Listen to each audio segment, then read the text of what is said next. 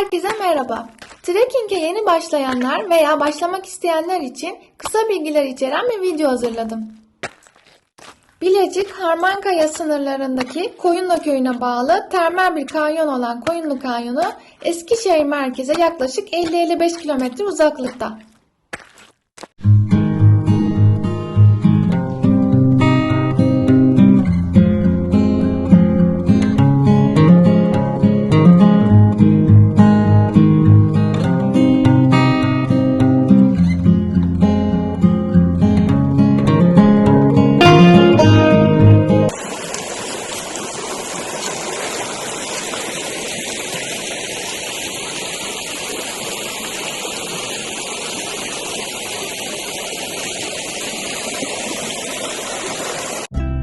Kısaca doğa yürüyüşü olarak açıklayabileceğimiz trekking, uzun veya kolay parkurlarda yalnız veya grup halinde bağ, bayır, çimen gezebileceğiniz bir spor aslında.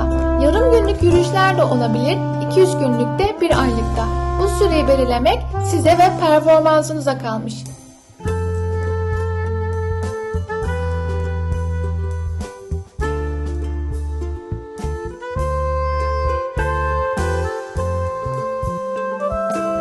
Tek kişilik sıra halinde devam edilen yürüyüşlerde ekibin başında öncü dediğimiz bir kişi bulunur. Öncü, yürüyüş rotasını ve temposunu ve mola sürelerini ayarlar. Ekibin en sonundaki kişiye ise artçı denir. Artçı, ekip başı ve grubun geri kalanı arasındaki bağlantıyı sağlar. Gruptan kopan, geri düşen biri olduğunda haber verir.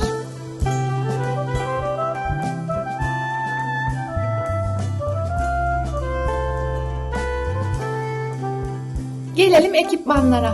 En önemlisi sırt çantası. Tek omuzlu veya okul çantası formatındaki bir sırt çantası yürüyüş sırasında sizi çok zorlar. Hatta dengenizi kaybedip düşmenize bile neden olabilir. Su geçirmez özelliği olan, tüm kolonları kalın olan, sırt çantasındaki tüm ağırlığın sırta verilmemesi için bel ve göğüs kısmında da bağlama kemeri olmasına dikkat edilmeli. Bel kemerinin olmasının en önemli nedeni ağırlığın sırta değil bele verilmesi.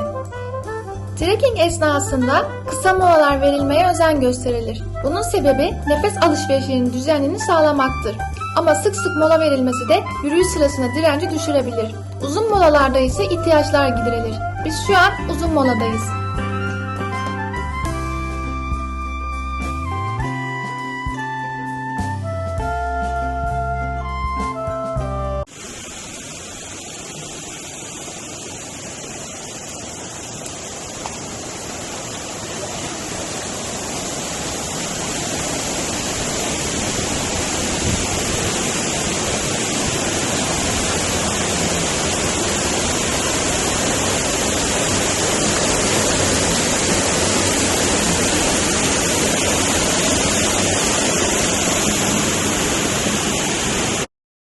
Kahve keyfimizden de ödün vermiyoruz. Yanımızda getirdiğimiz yiyeceklerle karnımızı doyurduktan sonra kartuşlu ocakta moka potla kahvemizi demledik. Görmüş olduğunuz kartuş en küçüklerinden. Günübirlik yürüyüşler için ideal, taşıması da kolay. Zaten başlık kısmı kartuştan da ayrılıyor. Arkadaşımın elinde gördüğünüz çakmak taşı. Bu ekipman varsa herhangi bir kibrit veya çakmağa ihtiyaç duymaksızın her yerde ateş yakabilirsiniz. Kahve severlerin çoğu zaten mokapotu biliyordur. Bilmeyenler için doğada mokapotun kullanımı ve yine V60 gibi diğer demleme yöntemlerini sonraki videolarda açıklayacağım.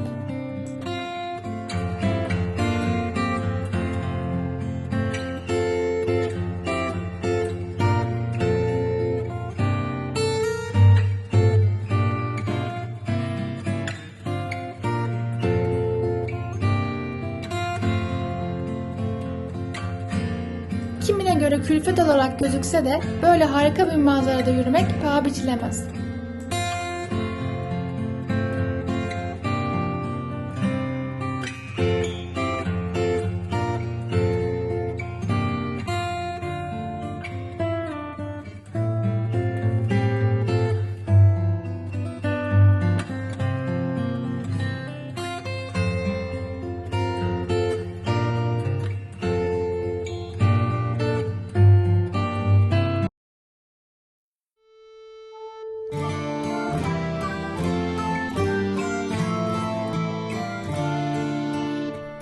düdük bulundurmak da önemli.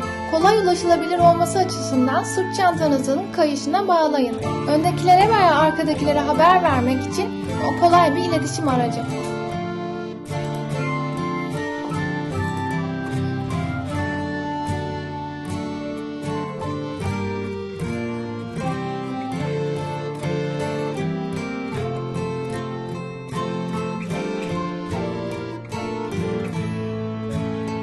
Gelelim yürüyüşteki kıyafetimize ve batonlara. Hafif sentetik yün karışımı giysiler tercih edilmeli.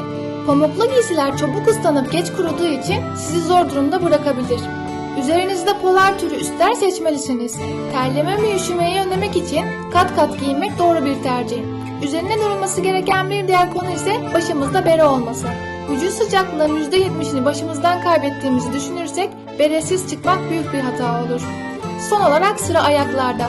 Trekking için özel spor ayakkabıları veya postallar tercih edilmelidir. Bu ayakkabılar sudan ve kaygan zeminden sizi koruyacaktır.